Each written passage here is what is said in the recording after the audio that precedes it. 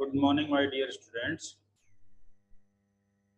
Today we are going to discuss about the types of algorithm and the practice of the uh, complexity. Then how we are going to calculate the complexity of any algorithm with the help of examples. So first of all, I am going to discuss the types of the algorithm. As we already discussed in our previous lecture, the algorithm is a finite set of statement which has a certain objective. So there are two types of approach generally going to be used. There are two types to write an algorithm. For example, top-down approach, that is called as iterative algorithm, and bottom-up approach, that is called as recursive algorithm. अब हम एक example के through ये समझते हैं, जैसे कि मैं ये कह रहा हूँ कि जो इटरेटिव है, जिसे मैं टॉप डाउन अप्रोच कहता हूँ, जिसमें मैंने एक फैक्टोरियल का एक फंक्शन बनाया फैक्ट ऑफ n, और यहाँ पे मैं एक फॉर लूप चला रहा हूँ जो i इक्वल्स टू 1 से लेके n तक चल रहा है, और वहाँ पे मैं एक स्टेटमेंट लिख रहा हूँ fact equals to fact into i और रिटर्न फैक्ट। तो एक ये कॉल कराता रहेगा, कंटिन्यूअस लूपिंग है, जिसके थ्रू मैं किसी भी नंबर का फैक्टोरियल कैलकुलेट कर रहा हूँ. That approach is called as iterative.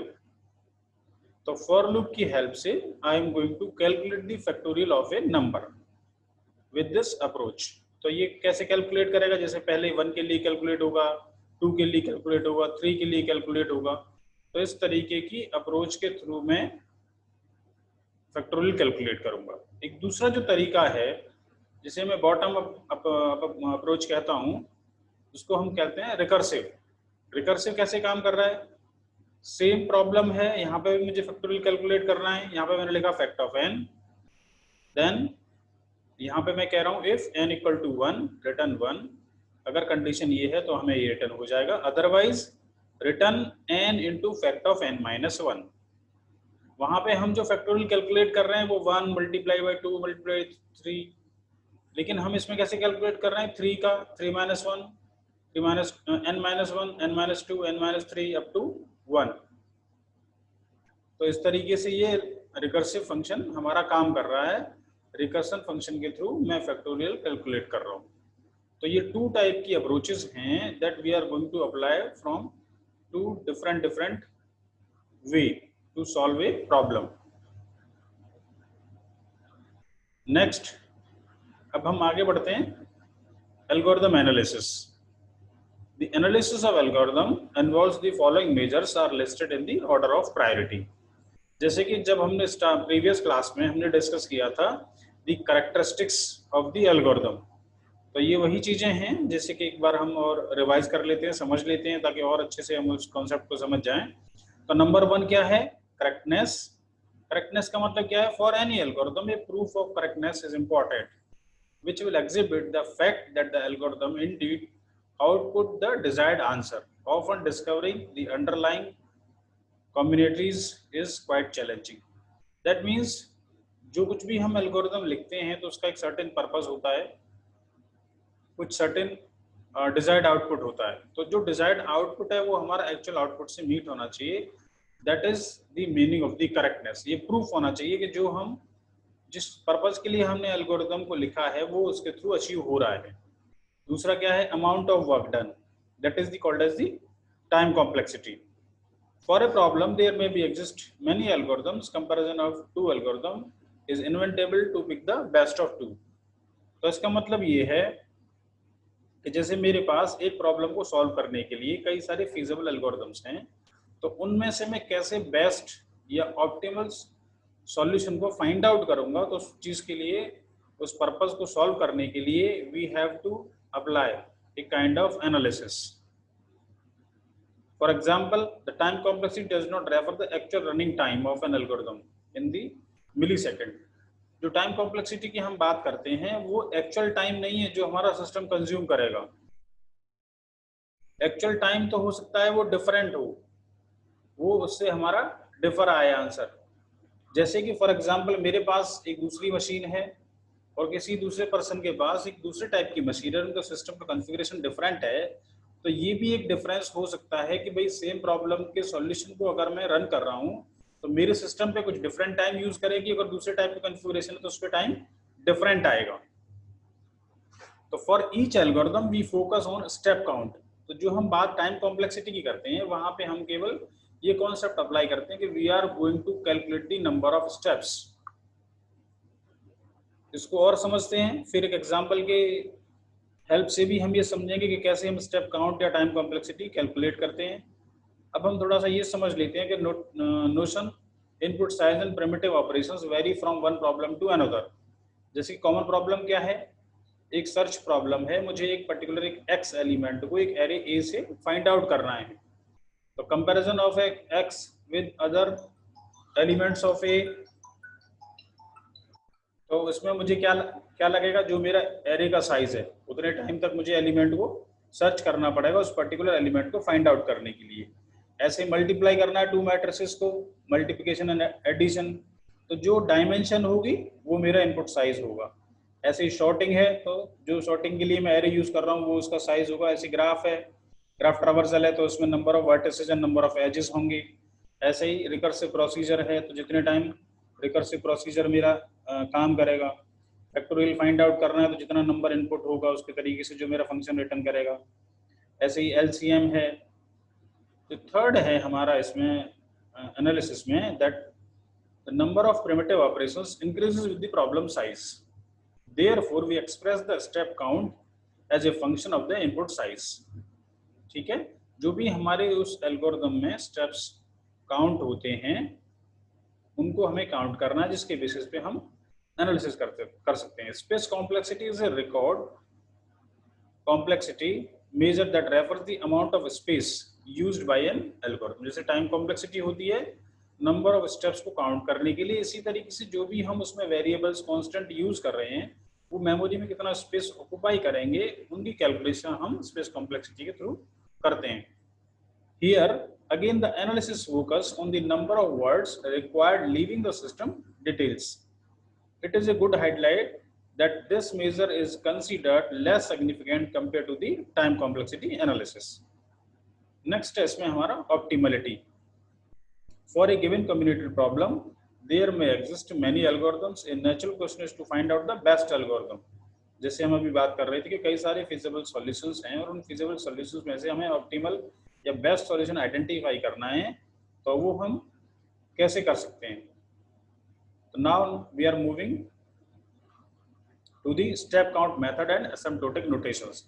Asymptotic notations की हेल्प से हम टाइम कॉम्प्लेक्सिटी को कैलकुलेट करते हैं और हम एक जो भी हमारी एक इक्वेशन आ रही है हम उसको कैसे इजी वे में रिप्रेजेंट कर पाएं, इस वजह से भी हम लोग एसिम्प्टोटिक नोटेशंस को यूज करते हैं। तो हम ये समझ लेते हैं कि पहले स्टेप काउंट कैसे होता है, कैसे काम करता है। तो सबसे पहले ये there is no count for open braces and close braces. इनके लिए अगर ये हम प्रोग्राम में अपने में यूज कर रहे हैं तो हम इनका कोई भी काउंट कैलकुलेट नहीं करेंगे। There no going to be used any unit of time. Basic statement like assignment, return, इनका जो काउंट होगा वो 1 होगा। दैट मीन्स कोई भी स्टेटमेंट इंस्ट्रक्शन के बाद अगर सेमीकोलन आ रहा है तो वो 1 यूनिट ऑफ टाइम कंज्यूम करेगा। Then if a basic statement is iterated, जैसे कि for है, while है, then multiply by the number of times the loop is run। तो जो हम कंडीशन पास कर रहे हैं, जैसे मैं for loop लिख रहा हूँ, मैं while loop लिख रहा हूँ, तो उसके अंदर के जो भी स्टेटमेंट हैं वो उतने टाइम चलेंगे जितने टाइम कंडीशन ट्रू है। लेकिन जो स्टेटमेंट है खुद में जो स्टेटमेंट है वो एक टाइम ज्यादा चलता है, क्योंकि that is going to be check the false condition. तो जैसे मैं ये कह रहा हूँ कि मेरा कोई एक लूप है वो n नंबर ऑफ टाइम चल रहा है, तो उसके अंदर के स्टेटमेंट n टाइम चलेंगे क्योंकि उतने टाइम कंडीशन ट्रू है। लेकिन जो वो लाइन है जहाँ पे मैं फॉर यूज कर रहा हूँ, जहाँ पे मैं व्हाइल यूज कर रहा हूँ, वो स्टेटमेंट मेरा एक टाइम ज्यादा चलेगा, दैट इज मीन्स n+1। इस चीज को भी हम अभी आगे एक एग्जाम्पल के थ्रू भी समझेंगे। देखिए जैसे ये है, एक मैंने sum of the elements of an array का एक फंक्शन है जिसमें मैं स्टेप काउंट अप्लाई कर रहा हूँ। जैसे कि मैंने यहाँ पे एल्गोरिथम लिखा, यहाँ पे 2 वेरिएबल मैं इसमें पास कर रहा हूँ और मैंने यहाँ पे ये ओपन ब्रेसेस स्टार्ट किया। यहाँ पे मैं देखो ये असाइनमेंट कर रहा हूँ, सम इक्वल्स टू 0।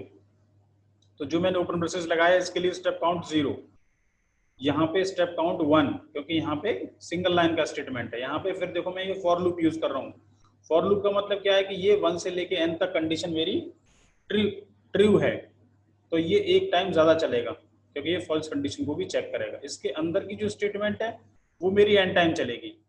फिर मैं यहाँ से बाहर आ गया तो ये 1 टाइम चलेगा और ये क्लोज ब्रेसेस आ रहा है तो ये मेरा 0 टाइम चलेगा। तो इस तरीके से मैं total number of step count कर सकता हूँ। तो जो इसका आ गया टोटल 2n+3, ये इसकी टाइम कॉम्प्लेक्सिटी। तो इस तरीके से मैं स्टेप काउंट या टाइम कॉम्प्लेक्सिटी कैलकुलेट करूंगा। और समझते हैं इसे। जैसे मैंने एक एल्गोरिथम लिखा है ऐड ABCMN। स्टेप काउंट कैसे कर रहा हूँ, ये जो मेरा लूप है वो 1 से लेके m तक चल रहा है, तो m+1 एक टाइम ज्यादा, क्योंकि फॉल्स कंडीशन को भी मुझे चेक करना है। फॉर लूप के अंदर एक और फॉर लूप है, नेस्टिंग ऑफ फॉर लूप है यहाँ पे, तो ये n टाइम चलेगा, लेकिन ये वाली जो लाइन है वो n+1 टाइम चलेगी। तो ये टोटल कितना हो गया, इसकी 1 कंडीशन के लिए n टाइम, तो इसकी m कंडीशन के लिए n+1 टाइम, तो m मल्टीप्लाइड बाय n+1, क्योंकि m टाइम तो कंडीशन ट्रू है इससे पहले वाले के लिए, और ये n+1 टाइम चलेगा। लेकिन इसके अंदर की जो स्टेटमेंट है ये m मल्टीप्लाइड बाय n, क्योंकि ये स्टेटमेंट इन दोनों फॉर लूप के अंदर है। तो n टाइम इसके लिए और m टाइम इसके लिए, तो m मल्टीप्लाइड बाय n। इस तरीके से मैं इसके total number of point 2mn + 2m + 2 और एग्जाम्पल के थ्रू भी हम समझते हैं। फिबोनाची सीरीज का मैंने प्रोग्राम बनाया है। तो जैसे मैं अगर ये कंडीशन चेक कर रहा हूँ तो यहाँ पे ये 1 टाइम, यहाँ पे अगर यहाँ पे ये असाइनमेंट कर रहा हूँ तो ये 1 टाइम, ये n टाइम चलेगा लूप। तो ये देखिए ये 2 से स्टार्ट हो रहा है n तक जा रहा है तो ये n टाइम, और इसके अंदर की जो भी स्टेटमेंट है वो n-1 टाइम। ठीक है, इसके इस तरीके से इसका टोटल हमारा 4n+1। तो इस तरीके से हम स्टेप काउंट प्रोसीजर को अप्लाई करते हैं। जैसे हम और भी अगर डिस्कस करते हैं तो recursive sum of element of an array, इसी तरीके से हम इन सारी चीजों को समझ सकते हैं। ठीक है, नेक्स्ट जो अब हमारा टॉपिक है वो डिफरेंट काइंड के असिम्प्टोटिक नोटेशंस क्या हैं। असिम्प्टोटिक नोटेशंस की मैं बात करता हूँ तो 3 टाइप के असिम्प्टोटिक नोटेशंस हैं, big OH, big theta, big omega. ये 3 टाइप के जनरली नोटेशंस होते हैं। बिग OH का मतलब होता है वर्स्ट केस। वर्स्ट केस का मतलब ये है अपर बाउंड, मतलब कोई भी एल्गोरिथम में मैक्सिमम कितना टाइम लगेगा, वर्स्ट कंडीशन में भी वो कितना टाइम कंज्यूम करेगी। For that purpose of analysis of an algorithm we are going to use big OH notation. तो इसके लिए कुछ कंडीशन है। जैसे मैं कह रहा हूँ, अगर मुझे ये कहना है कि Fn = OGN, ये तभी एग्जिस्ट करेगा जब मेरे पास जो कांस्टेंट एक c है और एक n0 है, such that Fn is less than equal to CGN, जहां पे कि जो n है वो greater than equal to n0। तो big OH can be used to denote all upper bounds on the time complexity of an algorithm. इसको हम example से भी समझते हैं कि जैसे वही मेरी की इक्वेशन की जो कैलकुलेशन आ रही, जैसे हमने अभी प्रीवियस टाइम पे इक्वेशंस को सॉल्व किया था, स्टेप काउंट करे थे, तो ये इसका जो टोटल सम आ रहा है दैट इक्वल टू 3n+2। तो 3n+2 को मैं कैसे लिख सकता हूँ, is less than equal to 4n।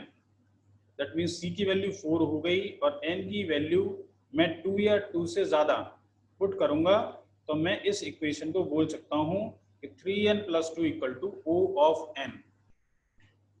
लेकिन उसके लिए मुझे ये जरूर बताना पड़ेगा कि c की वैल्यू हम क्या कंसीडर कर रहे हैं और n0 की वैल्यू क्या है। जैसे अगर मैं पुट करूंगा यहाँ पे n की वैल्यू 2 पुट करता हूँ और c की वैल्यू 4 पुट करता हूँ, तो मेरे दोनों साइड की इक्वेशंस का रिजल्ट जो आएगा वो इक्वल आएगा। लेकिन उसके बाद में जैसे ही इसकी वैल्यू इंक्रीज करता हुआ जाऊंगा, CGN फंक्शन की वैल्यू हमेशा FN फंक्शन से ज्यादा आएगी। मतलब 3n+2 से की वैल्यू हमेशा इनके कंपैरिजन में कम आएगी। ये वैल्यू जो जनरेट करके देगा ये हमेशा फर्स्ट टाइम के लिए वैल्यू इक्वल और उसके बाद हमेशा ज्यादा वैल्यू पुट करके देगा, क्योंकि it is the upper bound, it is the worst case analysis. तो ये मीनिंग है एस जैसे ही एक और एग्जांपल के थ्रू समझते, जैसे कि इक्वेशन का जो टोटल आ रहा है दैट इज 100n + 6, और मैं इसको क्या कह रहा हूँ O ऑफ n। कब कह रहा हूँ? जब मैं यहाँ पे कंसिडर कर रहा हूँ कि 100n + 6 that is equal to 101 multiplied by n। ठीक है, तो जो C की वैल्यू मैं कंसिडर कर रहा हूँ वो मेरी 101 है, और जो मैं n0 कंसिडर कर रहा हूँ वो 6 है। Also can be write as 100n + 6 equal to O of n cube। इसमें वही है कि Fn is less than equal to Cgn। Next है हमारा, इसमें एक स्मॉल o होता है। स्मॉल o और बिग o में केवल डिफरेंस यही है कि जो Fn है उसकी वैल्यू वहां पे less than equal to big O notation के केस में, लेकिन यहाँ पे क्या है वो इक्वल टू वाली कंडीशन रिमूव हो जाती है। हम केवल डिस्कस करेंगे Fn is less than Cgn, इसके अलावा और कहीं कोई डिफरेंस इस चीज के लिए नहीं है। ये इसको हम स्मॉल o बोलते हैं। बस इसमें केवल वो इक्वलिटी वाली जो कंडीशन है वो हमारी यहाँ से रिमूव हो जाती है।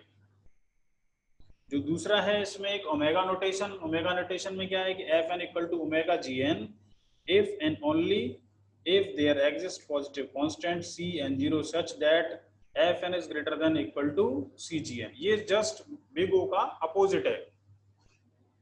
यहाँ पे हम लोअर बाउंड देखते हैं, दैट मीन्स मिनिमम कोई भी एल्गोरिथम कितना टाइम कंज्यूम करेगी मिनिमम। वहां पे हम कैलकुलेशन कर रहे थे मैक्सिमम की, वहां पे हम कर रहे थे वर्स्ट केस एनालिसिस, यहाँ पे हम कर रहे हैं बेस्ट केस एनालिसिस। जैसे कि 3n + 2 एक टोटल स्टेप काउंट है, तो मैं इसे कैसे लिखूंगा 3n + 2 is greater than equal to n, जिसमें कि मेरा जो c की वैल्यू 1 हो गई और n की वैल्यू में 1 या उससे ज्यादा पुट करूंगा, तो 3n + 2 can be called as omega of n। तो 3n + 2 की वैल्यू हमेशा n इक्वल टू 1 के लिए बराबर आएगी, और उसके बाद इसकी वैल्यू हमेशा इसके कंपैरिजन में ज्यादा आएगी। तो इसी को मैं कहता हूं